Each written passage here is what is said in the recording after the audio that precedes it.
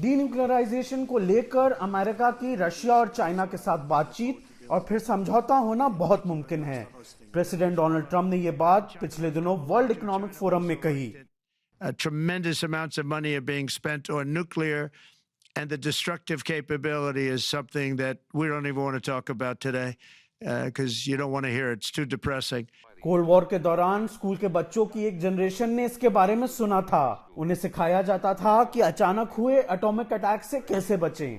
There's no time to look around or wait. Be like Bert. When there is a flash, duck and cover and do it fast. ऐसी instructional फिल्में ये नहीं बताती थीं कि धमाका कैसे पूरे इलाके को तबाह कर सकता है। ये बात 1950s के डेकेड में नेवाडा डेजर्ट में यूएसए सरकार की जमीन पर की गई न्यूक्लियर टेस्टिंग से साफ हो गई थी।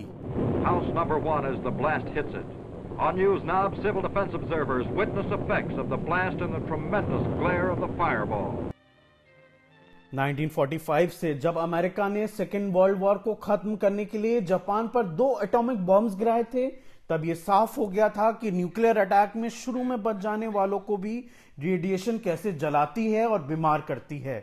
इसकी दहशत से पब्लिक डिमॉन्स्ट्रेशंस और न्यूक्लियर वेपन्स को कम करने या उन्हें खत्म करने के लिए डिप्लोमेसी शुरू हुई। इस वक्त 9 देशों के पास न्यूक्लियर वेपन्स हैं। हालांकि इजराइल ने कभी भी अपने पास ऐसे आर्म्स होने की बात नहीं कबूली है।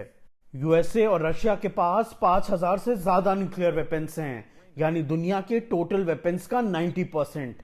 आर्म्स कंट्रोल की हिमायत करने वालों की माने तो सभी मुल्कों के न्यूक्लियर वेपन्स मिलकर दुनिया को 10 से 50 बार पूरी तरह तबाह कर सकते हैं। वाशिंगटन और मॉस्को के दरमियान मौजूदा ट्रीटी, जो कि डिप्लॉयड स्ट्रैटेजिक न्यूक्लियर वॉरहेड्स और डिलीवरी सिस्टम्स की तादाद लिमिट करती है, वो अब से करीब 1 साल बाद यानी 6 फरवरी 2026 को खत्म हो जाएगी। आर्म्स कंट्रोल एसोसिएशन के शुडॉन लियोन के मुताबिक इस वजह से प्रेसिडेंट ट्रंप रशिया और चाइना से जल्दी बातचीत करना चाहते हैं। And because of that, this issue has to be at the top of the agenda. And having a signal that the president is concerned about this issue and thinking about it is very positive.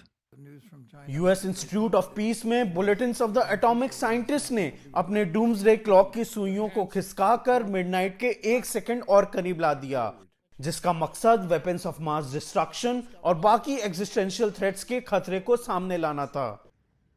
It is now 89 seconds to midnight. Doomsday clock भले ही symbolic हो, analyst शुडॉन Leong इसे एक जरूरी annual ritual के तौर पर देखते हैं, जो दुनिया के न्यूक्लियर वेपन्स से अमेरिकन और बाकी सबके लिए खतरे को दिखाता है। It is a good tool for bringing this to more people's attention. And, you can't blame Americans for having so many other issues on their plate. And having this as a reminder, I think, is an effective communication tool. United states ने 4 साल से ज्यादा से किसी denuclearisation negotiation में हिस्सा नहीं लिया है।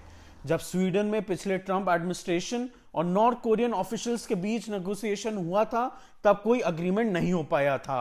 ये थी व्हाइट हाउस से वीओए के स्टीव हर्मन की रिपोर्ट।